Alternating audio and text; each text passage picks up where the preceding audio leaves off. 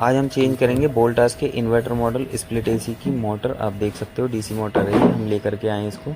और इसे चेंज करने की वजह है इसके इंडोर में बहुत साउंड हो रहा है, आप सुन सकते हो।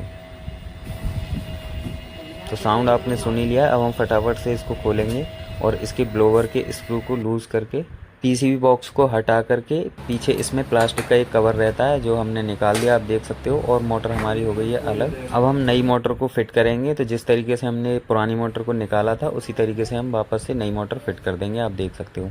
इसके बैक कवर में कोई भी स्क्रू नहीं होता है, सिर्फ 2 लॉक होते हैं, वो फंसा दिए हमने, आप देख सकते हो। अब हम ब्लोवर का स्क्रू टाइट कर देंगे। अब हम इसको चला करके देखेंगे दोबारा से साउंड तो नहीं हो रहा है, तो आप देख सकते हो एकदम साइलेंटली चल रहा है। अब हम इसको सर्विस भी कर देंगे क्योंकि काफ़ी गंदा हो रहा था ये।